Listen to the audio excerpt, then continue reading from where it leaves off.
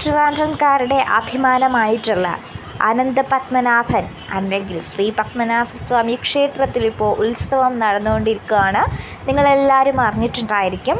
അപ്പോൾ ഉത്സവമായതുകൊണ്ട് തന്നെ ഞാനും ഫാമിലിയും ശ്രീ പത്മനാഭസ്വാമി ക്ഷേത്രത്തിൽ ദർശനത്തിന് വേണ്ടി പോയിട്ടുണ്ടായിരുന്നു. നമ്മൾ വൈകുന്നേരമാണ് പോയിട്ടുണ്ടായിരുന്നത്.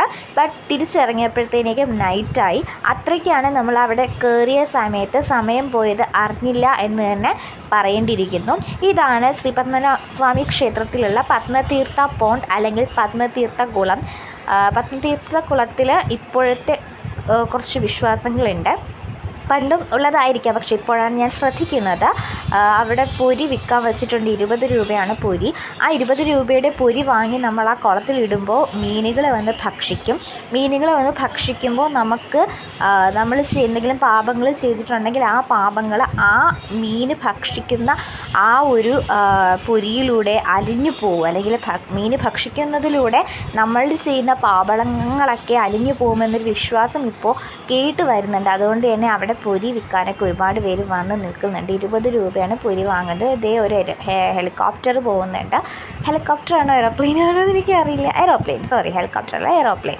അപ്പോൾ അമ്മയും അമ്മയോട് ഞാൻ വീഡിയോ നോക്കാമെന്ന് പറഞ്ഞിട്ട് അമ്മ കൂട്ടാക്കുന്നില്ല. അങ്ങനെ ഞാൻ സ്വന്തമായിട്ട് വീഡിയോ ഒക്കെ എടുക്കുകയാണ്.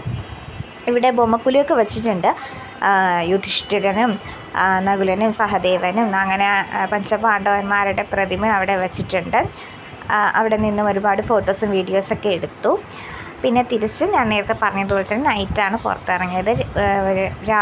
രാവിലെ അല്ല, വൈകിട്ട് പോയതിനെക്കാട്ടി നല്ല ഭംഗിയായിരുന്നു രാത്രി കാണാനായിട്ട്. ലൈറ്റും കാര്യങ്ങളും കൂടാണ്ട് അവിടെ ഓരോ പ്രോഗ്രാംസും ഉണ്ടായിരുന്നു. എല്ലാം കണ്ടിരുന്നു. അപ്പോൾ ഭക്തിപൂർവമായ ഒരു യാത്ര തന്നെയായിരുന്നു. ഒരിക്കലും മറക്കാനാവാത്തൊരു യാത്ര തന്നെയായിരുന്നു.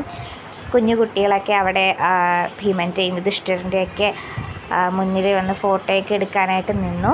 ഞാനും നിന്നു. ഞാനും കുഞ്ഞുകുട്ടിയാണല്ലോ അല്ലേ.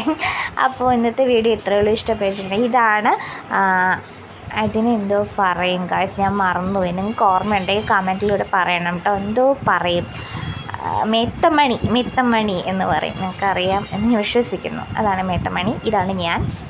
അപ്പോൾ ഇന്നത്തെ വീഡിയോ ഇഷ്ടപ്പെട്ടിട്ടുണ്ടെങ്കിൽ ലൈക്ക് ചെയ്യുക, കമൻറ്റ് ചെയ്യുക, ഷെയർ ചെയ്യുക, സബ്സ്ക്രൈബ് ചെയ്യാൻ മറക്കാണ്ട് സബ്സ്ക്രൈബ് ചെയ്യുക. ബൈ ടാറ്റാ.